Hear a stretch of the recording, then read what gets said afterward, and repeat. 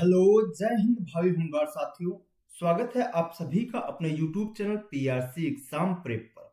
Uttar Pradesh home guard 2025 के लिए GK GS का ये प्रैक्टिस सेट नंबर तीसरा है, जिसमें हम लोग बाइलिंगुअल क्वेश्चन का हम लोग एनालिसिस देखेंगे। बाइलिंगुअल यानी कि हिंदी और इंग्लिश दोनों में क्वेश्चन आपको देखने को मिलेंगे, जिससे कि समझने में थोड़ा सा आसानी रहता है, इसलिए बाइलिंगुअल रख देते हैं। तो हम लोग इसके पहले तो होमगार्ड का कोई पेपर हुआ नहीं है, लेकिन इसको रिलेट करने के लिए हम लोग यूपी में जो एग्जाम हुए हैं, जैसे कि पुलिस का हो गया, दरोगा का हुआ, जूनियर असिस्टेंट का हुआ, या फिर जेल वार्डन का पेपर हुआ, या फिर जो वीडियो का पेपर हुआ है, उसका हम लोग इस वीडियो में धीरे धीरे क्वेश्चन को इंक्लूड करते चलेंगे कि पहले किस तरीके से, मेन रूप से तो हम लोग यूपी पुलिस और दरोगा को ही देखेंगे कि किस तरीके से क्वेश्चन पूछे गए हैं। फिलहाल अभी पुलिस और दरोगा के पेपर को हम लेके चल रहे हैं कि पहले किस तरह से पूछे गए हैं और अब किस तरह से पूछ सकता है, और लेटेस्ट पैटर्न पे किस तरीके से क्वेश्चन पूछे जा रहे हैं, उसको भी हम लोग इंक्लूड करते चलेंगे।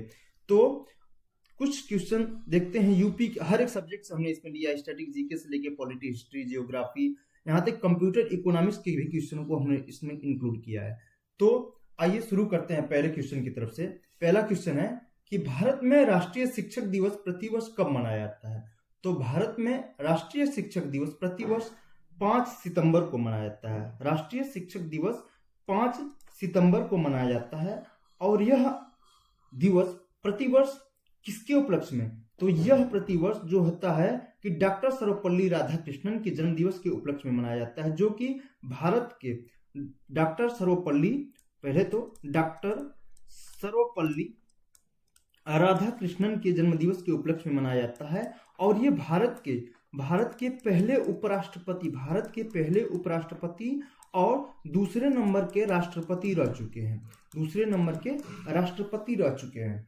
तो राष्ट्रीय शिक्षक दिवस डॉक्टर सर्वपल्ली राधाकृष्णन के जन्म दिवस के उपलक्ष्य में मनाया जाता है, और भारत के पहले उपराष्ट्रपति और दूसरे नंबर के राष्ट्रपति रह चुके हैं, और इनको भारत रत्न अवार्ड भी मिल चुका है। और पूछे कि विश्व शिक्षक दिवस कब मनाया जाता है। जैसे ये तो पूछा है राष्ट्रीय शिक्षक दिवस, तो राष्ट्रीय शिक्षक दिवस 5 सितंबर को मनाया जाता है। पूछे विश्व शिक्षक दिवस कब मनाया जाता है, तो विश्व शिक्षक दिवस की बात करें तो 5 अक्टूबर को मनाया जाता है। कब मनाया जाता है? 5 अक्टूबर को विश्व शिक्षक दिवस, और 5 सितंबर को राष्ट्रीय शिक्षक दिवस मनाया जाता है। नेक्स्ट क्वेश्चन है कि उत्तर प्रदेश का राजकीय फूल कौन सा है। तो उत्तर प्रदेश का राजकीय फूल पलाश है, जिसे टेसू भी बोलते हैं। तो उत्तर प्रदेश का राजकीय फूल पलाश हो जाएगा। इसका साइंटिफिक नेम पूछिए कि इसका साइंटिफिक नेम, जो उत्तर प्रदेश का राजकीय फूल है उसका साइंटिफिक नेम क्या है, तो ब्यूटिया मोनोस्पर्मा हो जाएगा। ब्यूटिया मोनोस्पर्मा इसका साइंटिफिक नेम हो जाएगा। और उत्तर प्रदेश का राजकीय वृक्ष पूछे, राजकीय वृक्ष की बात करें तो राजकीय वृक्ष हो जाएगा अशोक। और राजकीय पक्षी क्या होता है? राजकीय पक्षी सारस या क्रौंच बोलते हैं। क्या बोलते हैं? सारस या क्रौंच को बोलते हैं। और राजकीय पशु बारहसिंघा को बोलते हैं। उत्तर प्रदेश का राजकीय पशु बारहसिंघा हो जाएगा, राजकीय पक्षी सारस क्रेन, और राजकीय वृक्ष अशोक हो जाएगा। और राजकीय पुष्प या फूल पलाश या टेसू, जिसका साइंटिफिक नेम क्या हो जाएगा, ब्यूटिया मोनोस्पर्मा हो जाएगा। नेक्स्ट है 2011 की जनगणना के अनुसार उत्तर प्रदेश के निम्नलिखित में से किस जिले में सबसे अधिक जनसंख्या है। तो 2011 की जनगणना के अनुसार सबसे अधिक जनसंख्या वाला जिला पूछा है कि कौन सा है, तो हो जाएगा प्रयागराज। ऑप्शन नंबर सी से हो जाएगा प्रयागराज। और सबसे कम पूछे कि सबसे कम जनसंख्या किस जिले में है, तो सबसे कम हो जाएगा महोबा में। कहाँ पे? महोबा में सबसे कम जनसंख्या हो जाएगी। और सबसे अधिक पूछे तो प्रयागराज हो जाएगा। नेक्स्ट है भारत का पहला राष्ट्रीय उद्यान कौन सा है। तो भारत का पहला राष्ट्रीय उद्यान जिम कॉर्बेट नेशनल पार्क है। जिम कॉर्बेट राष्ट्रीय उद्यान, ऑप्शन नंबर ए सही हो जाएगा। जिम कॉर्बेट राष्ट्रीय उद्यान भारत का पहला राष्ट्रीय उद्यान है। और ये कहाँ पे है? ये तो पहले उत्तराखंड में। कहाँ पे है? उत्तराखंड में है। इसे 1936 में स्थापित किया गया था। कब? इसकी स्थापना की बात करें तो ये स्थापित हुआ था 1936 में, हेली नेशनल पार्क के नाम से। किसके नाम से? हेली नेशनल पार्क के नाम से, हेली नेशनल पार्क के नाम से स्थापित किया गया था 1936 में। जिम कॉर्बेट जो पहला राष्ट्रीय उद्यान जिम कॉर्बेट है, उसकी स्थापना 1936 में किसके नाम से, हेली नेशनल पार्क के रूप में स्थापित की गई थी। नेक्स्ट क्वेश्चन की बात और पूछे कि उत्तराखंड में, पहले तो यहाँ पे देख लेते हैं उत्तराखंड में कौन कौन से नेशनल पार्क है। एक तो हो जाएगा Jim Corbett national park, Jim Corbett national park हो जाएगा। फिर उसके बाद Rajaji national park, Rajaji national park हो जाएगा। नंदा देवी नेशनल पार्क हो जाएगा। फिर उसके बाद फूलों की घाटी नेशनल पार्क हो जाएगा। फिर गंगोत्री और गोविंद नेशनल पार्क हो जाएंगे, गोविंद पशु विहार राष्ट्रीय उद्यान। तो जिम कॉर्बेट, राजाजी, नंदा देवी, फूलों की घाटी और गंगोत्री नेशनल पार्क हो जाएंगे। नेक्स्ट है, कर्क रेखा भारत के किस राज्य से होकर नहीं गुजरती है।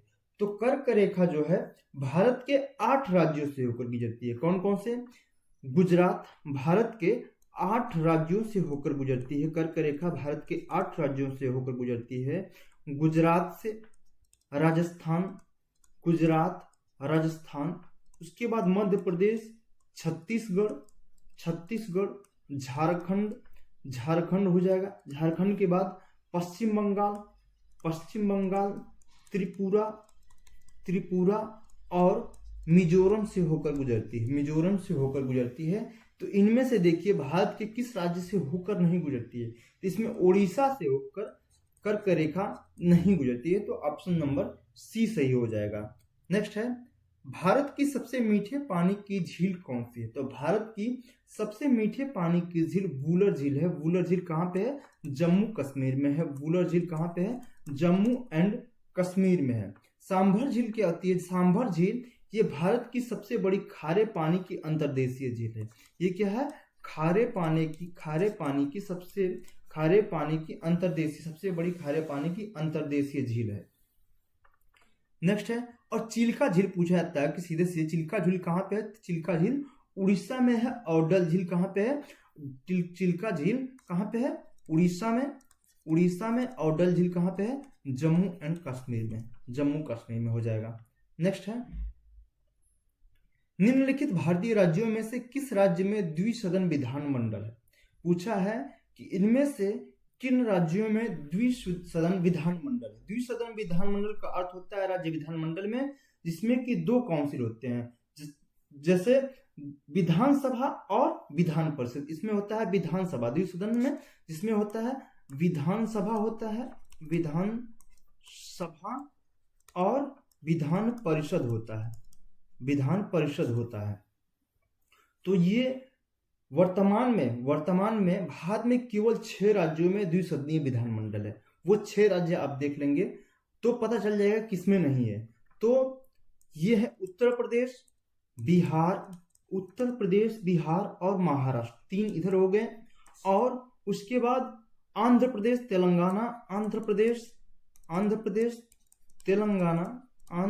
तेलंगाना और कहाँ पे, कर्नाटका में।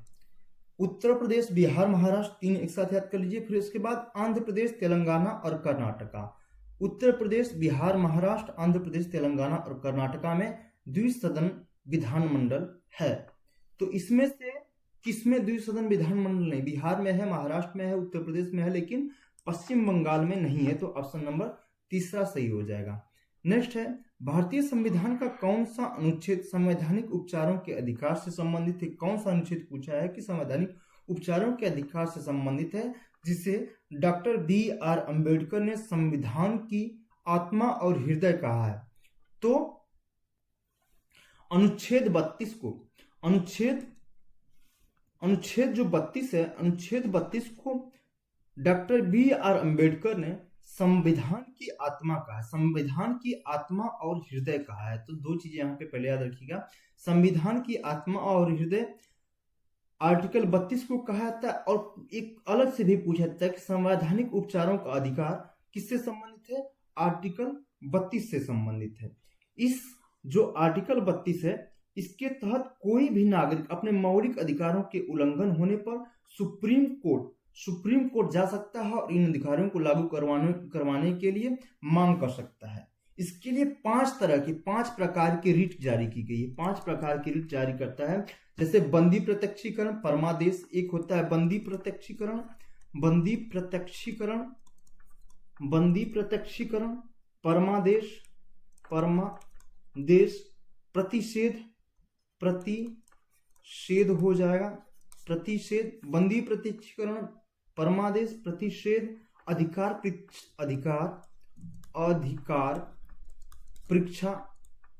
परीक्षा और हो जाएगा उत्प्रेषण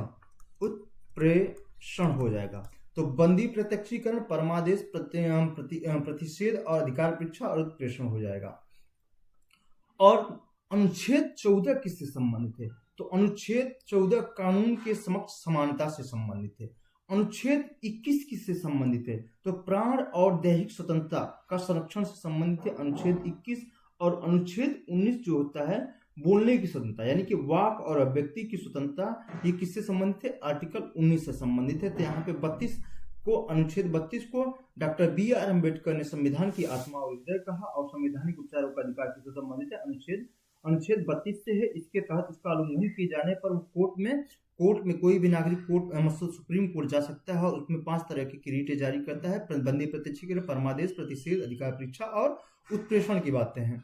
नेक्स्ट है, ओलंपिक खेलों में किसी व्यक्तिगत प्रतिस्पर्धा में स्वर्ण पदक जीतने वाले पहले भारतीय कौन थे?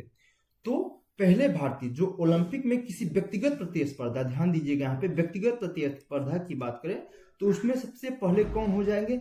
अभिनव बिंद्रा हो जाएंगे। कौन हो जाएंगे?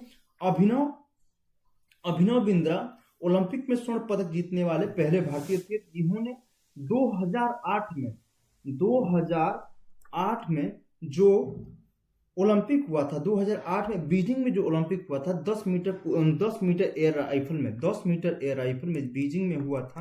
पहली बात तो ये बीजिंग में ओलंपिक कहाँ हुआ था? बीजिंग में हुआ था। और 10 मीटर एयर राइफल में ये शूटिंग से संबंधित है। तो 10 मीटर एयर राइफल में इन्होंने प्रतिस्पर्धा जीती थी। तो ओलंपिक खेलों में किसी व्यक्तिगत स्पर्धा में स्वर्ण पदक जीतने वाले पहले भारतीय कौन हो जाएंगे? अभिनव बिंद्रा हो जाएंगे। और दूसरे नंबर पे बात करें तो दूसरे नंबर पे नीरज चोपड़ा आते हैं, जिन्हें व्यक्तिगत ओलंपिक स्वर्ण पदक जीता था। ये स्वर्ण पदक जीतने वाले पहले हो जाएंगे अभिनव बिंद्रा। और दूसरे नंबर पे कौन हो जाएंगे? नीरज चोपड़ा, जो 2020 में टोक्यो 2020 में जीता था। नीरज चोपड़ा ये हो जाएंगे 2020 में, कहाँ पे? टोक्यो में जो ओलंपिक हुआ था उसमें इन्होंने जीता था।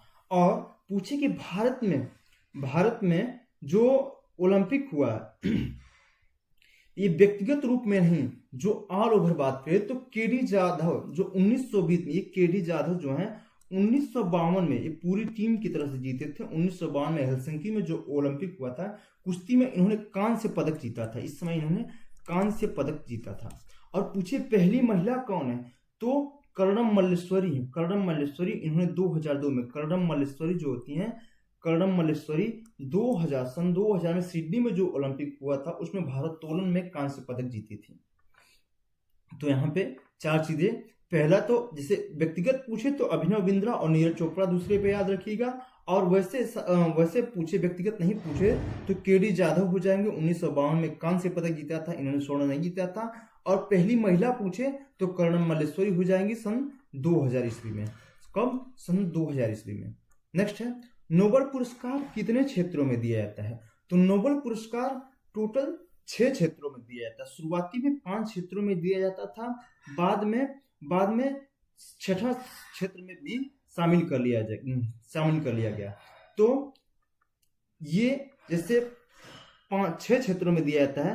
तो पहले 5 क्षेत्र कौन कौन से थे?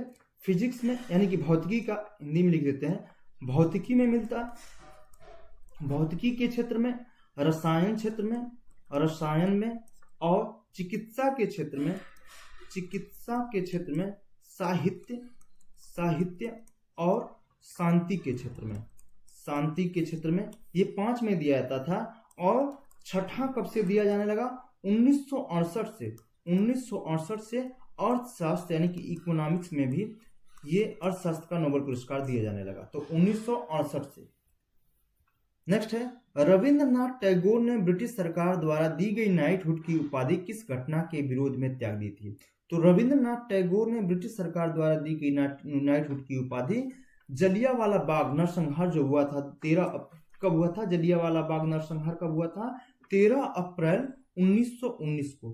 13 अप्रैल 1919 को ये जलियांवाला बाग घटना के बाद ये रविंद्रनाथ टैगोर ने अपनी नाइटहुड की उपाधि लौटा दी थी।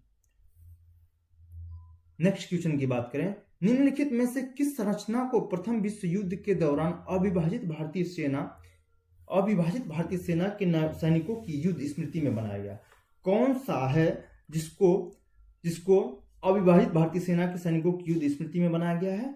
तो इंडिया गेट को बनाया। गेटवे ऑफ इंडिया तो मुंबई में है, लेकिन इंडिया गेट कहां पे है? दिल्ली में। तो इंडिया गेट को बनाया गया है। इंडिया गेट जो कि नई दिल्ली में है, इसका पहले नाम क्या था? अखिल भारतीय युद्ध स्मारक। इसका नाम पहले क्या था? अखिल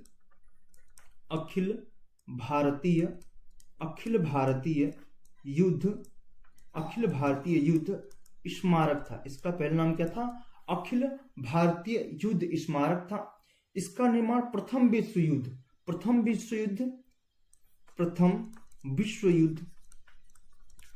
विश्व युद्ध कब हुआ था? 1914 से 1918 के बीच, और तीसरे एंग्लो अफगान युद्ध में शहीद हुए अविभाजित भारतीयों की सैनिकों की स्मृति में कौन सा इंडिया गेट बनाया गया था?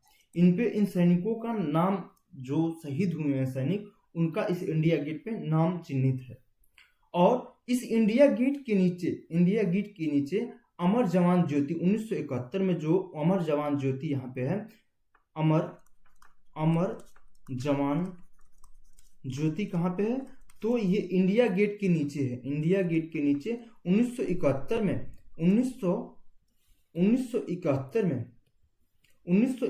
में जो भारत पाकिस्तान युद्ध हुआ है, भारत पाकिस्तान युद्ध में शहीद जो भारतीय सैनिक हुए हैं, उनके लिए स्थापित किया गया। नेक्स्ट क्वेश्चन की बात करें, प्रकाश वर्ष किसका मापन करता है? तो प्रकाश वर्ष किसका मापन करता है? दूरी का मापन करता है। प्रकाश वर्ष दूरी का मापन करता है। प्रकाश वर्ष वह दूरी होती है जो प्रकाश एक वर्ष में निर्वात में तय करता है। एक वर्ष में जो निर्वात में तय की गई दूरी होती है, उसको एक प्रकाश वर्ष बोलते हैं। एक प्रकाश वर्ष कितना होता है? एक प्रकाश वर्ष बराबर 9.467 गुणा 10 के पावर 15 मीटर के बराबर होता है। 9.467 गुणा 10 के पावर 15 मीटर के बराबर होता है। नेक्स्ट क्वेश्चन की बात करें, तो आगरा के किले के भीतर स्थित प्रसिद्ध मोती मस्जिद का निर्माण किस मुगल सम्राट ने करवाया था? तो आगरा के किले के भीतर प्रसिद्ध मोती मस्जिद का निर्माण किसने करवाया था? शाहजहां ने करवाया था। ये शाहजहां ने करवाया था। एक मोती मस्जिद और है, वो कहाँ पे है? मोती मस्जिद ये दिल्ली में भी है। दिल्ली में इसका निर्माण पूछे कि दिल्ली में जो मोती मस्जिद है उसका निर्माण किसने करवाया था? तो ये करवाया था औरंगजेब ने। किसने करवाया था? औरंगजेब ने। जो दिल्ली में मोती मस्जिद है उसका निर्माण तो औरंगजेब ने करवाया था, लेकिन जो आगरा में मोती मस्जिद है उसका निर्माण किसने करवाया? शाहजहां ने करवाया था। शाहजहां के शासनकाल को वास्तुकला का स्वर्ण युग कहा जाता है, क्योंकि इस समय ताजमहल का निर्माण करवाया इसने अपने शासनकाल में। ताजमहल का, दिल्ली के लाल किला का, जामा मस्जिद का निर्माण करवाया, इसके अलावा मोती मस्जिद का निर्माण करवाया, आगरा के ताजमहल का निर्माण करवाया। नेक्स्ट क्वेश्चन है कि वर्ल्ड वाइड वेब WWW के आविष्कारक कौन है? तो वर्ल्ड वाइड वेब के संस्थापक की बात करें तो वर्ल्ड वाइड वेब के संस्थापक कौन हो जाएंगे? टिम बर्नर्स-ली हो जाएंगे। ऑप्शन नंबर चौथा सही हो जाएगा, टिम बर्नर्स-ली। ये वर्ल्ड वाइड वेब अर्थात WWW के संस्थापक हैं। और पूछे गूगल के संस्थापक कौन है? तो गूगल के संस्थापक कौन हो जाएंगे? तो गूगल के संस्थापक हो जाएंगे लैरी पेज और सर्गी ब्रिन हो जाएंगे। कौन हो जाएगा? लैरी पेज और सर्गी ब्रिन एक इसके हो जाएंगे गूगल के संस्थापक। कौन हो जाएंगे? लैरी पेज और सर्गी ब्रिन हो जाएंगे। सर्गी ब्रिन जो है ये गूगल के संस्थापक हो जाएंगे। और पूछे कि माइक्रोसॉफ्ट के संस्थापक कौन है? माइक्रो। एप्पल के तो संस्थापक हो जाएंगे स्टीव जॉब्स हो जाएंगे, ये एप्पल के संस्थापक हो जाएंगे। किसके? एप्पल के संस्थापक हो जाएंगे। और बिल गेट्स और पॉल एलन, जो बिल गेट्स और पॉल एलन है, पॉल एलन ये किसके संस्थापक हो जाएंगे? माइक्रोसॉफ्ट के संस्थापक, माइक्रोसॉफ्ट के संस्थापक हो जाएंगे। नेक्स्ट है, मानव शरीर का कौन सा भाग ऑस्टियोपोरोसिस? ऑस्टियो मीन्स होता है हड्डियां, ऑस्टियो मीन्स क्या बोलते हैं? बोन्स को बोलते हैं। पोरोसिस मतलब होता है छिद्र, पोरोसिस मतलब छिद्र हो जाएगा, छिद्र अर्थात होल की बात करता है, छिद्र हो जाएगा। तो ऑस्टियोपोरोसिस जिसे हिंदी में अस्थि सुश्रिता बोलते, सुश्रुता होता है, से प्रभावित होता है। तो मानव शरीर का कौन सा भाग प्रभावित होता है? हड्डियां प्रभावित हो जाती हैं, इसमें हड्डियां कमजोर पड़ जाती हैं। और यह मुख्य रूप से कैल्शियम और विटामिन डी किसकी कमी से होता है? किसकी कमी से बात होता है? तो विटामिन डी और कैल्शियम की कमी से होता है। नेक्स्ट है, विश्व स्वास्थ्य दिवस प्रतिवर्ष कब मनाया जाता है? तो विश्व स्वास्थ्य दिवस प्रतिवर्ष 7 अप्रैल को मनाया जाता है, 7 अप्रैल को मनाया जाता है। 7 अप्रैल 1948 को, 7 अप्रैल 1948 को WHO की स्थापना हुई थी। इसके उपलक्ष्य में 7 अप्रैल को विश्व स्वास्थ्य दिवस मनाया जाता है। WHO मतलब वर्ल्ड हेल्थ ऑर्गेनाइजेशन, क्या है? वर्ल्ड हेल्थ ऑर्गेनाइजेशन हो जाएगा, वर्ल्ड हेल्थ ऑर्गेनाइजेशन। नेक्स्ट है, निम्नलिखित में से कौन सा विकल्प निष्क्रिय गैस नहीं है? निष्क्रिय गैस जो आवर्त सारणी का जो ग्रुप है, ग्रुप का जो 18वां समूह है, 18वें समूह में नोबल गैस है, जिसे निष्क्रिय गैस, इनर्ट गैस या नोबल गैस बोलते हैं। इसको क्या बोलते हैं? इनर्ट गैस या फिर क्या बोलते हैं? नोबल गैस भी बोलते हैं। जिसमें कौन कौन से तत्व आते हैं? एक तो आता है हीलियम आता है, जैसे इसका तो प्रमुख क्या बोलते हैं, फेमस ट्रिक बोल सकते हैं कि हे नेता और कर्मचारी जिंदा रहो। हे फॉर हीलियम, नेता मतलब Ne मतलब नियान, हीलियम नियान, आर्गन हो जाएगा, argon krypton, helium neon argon krypton हो जाएगा, जीनान हो जाएगा, जीनान, और फिर रेडान हो जाएगा, रेडान और ओगोनेसान आता है। तो हे नेता और कर्मचारी हो जाएगा, कर्मचारी जिंदा, XE से लिया गया जीनान, जिंदा रहो, रेडान। तो हे नेता और कर्मचारी जिंदा रहो, helium neon argon krypton xenon radon. तो यहाँ पे क्रिप्टॉन है, आर्गन है, लेकिन क्लोरीन नहीं है, जीनान भी है लेकिन क्लोरीन जो होता है निष्क्रिय गैस नहीं है। नेक्स्ट है, रैम का पूर्ण रूप पूछा है। तो रैम का पूरा नाम हो जाएगा random access memory, random access memory, option number C सही होता है। 2 पूछता है, एक होता है रोम क्या होता है? रीड ओनली मेमोरी हो जाएगा, रीड ओनली मेमोरी। रोम का पूरा नाम पूछे तो रीड ओनली मेमोरी, रैम का पूरा नाम रैंडम एक्सेस मेमोरी। नेक्स्ट है, भारत में वस्तु एवं सेवा कर GST किस संवैधानिक संशोधन अधिनियम के तहत लागू किया गया? तो भारत में जो GST लागू किया गया 101वां संविधान संशोधन, कौन से? 101वां संविधान संशोधन अधिनियम के तहत लागू किया गया। GST एक अप्रत्यक्ष कर है, इनडायरेक्ट टैक्स है, जिसको क्या होता है केंद्र और राज्य सरकारों द्वारा लगाया जाता है। तो GST अपने देश में कब लागू हुआ? 1 जुलाई 2017 को GST लगाया गया भारत में, इसलिए 1 जुलाई को GST डे मनाया जाता है, यानी कि GST दिवस कब मनाया जाता है? तो 1 जुलाई को मनाया जाता है। और बिल नंबर पूछे कि GST बिल नंबर क्या था? तो GST बिल नंबर 122वां था, 122वां था। संशोधन का अधिनियम कौन सा था? 101वां था। तो ये रहे टोटल प्रश्न दोस्तों, मिलते हैं नेक्स्ट वीडियो में।